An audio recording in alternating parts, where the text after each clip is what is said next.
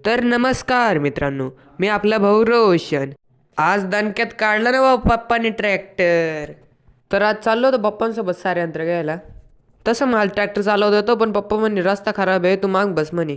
पप्पाले pro driver आहे रे भाऊ. काय गर गर गर गर हँडल फिरत होते रे. मी पप्पांना म्हणलं पप्पा हळू. पप्पा म्हणे तो बाप आहे मी, मला नको शिकू म्हणे. हा ट्रॅक्टर आहे ना भाऊ माझ्या माझ्या अगोदरचा आहे, त्याच्यामुळे पप्पा ना माझ्यापेक्षा जास्त प्यारा आहे. त्या मानाने खूप साथ दिली या ट्रॅक्टरने आमची. आत्ता पण देतोय तसा. पहिले शेतकऱ्यांचा मित्र बैल होता, आता त्या बैलांची जागा ट्रॅक्टरने घेतली.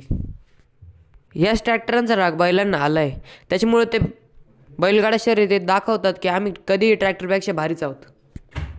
तसं काही दृष्टिकोननी बैल ट्रॅक्टरपेक्षा थोडा चांगलाच आहे, पण आता त्या मुख्य प्राण्यांकडून काम करून नाही घ्यावं वाटत. असो, पोचलं भाऊ शेवटी. सारे यंत्र पप्पांनी जोडून घेतलं, मग मालकावर आणलं. आम्ही ज्यांच्याकडे सारे यंत्र घ्यायला आलो त्यांनी आत्ताच डोळे लावले होते. त्या काकांना म्हणलं याच्यावरून सारे यंत्र फिरून देऊ का. ते काका म्हणे नाही रे भाऊ, सोन्यासारखे जपेले मी. घरी आलो तेवढ्यात गायने आवाज दिला, ए बाबा हमरा खाना किधर आहे म्हणे.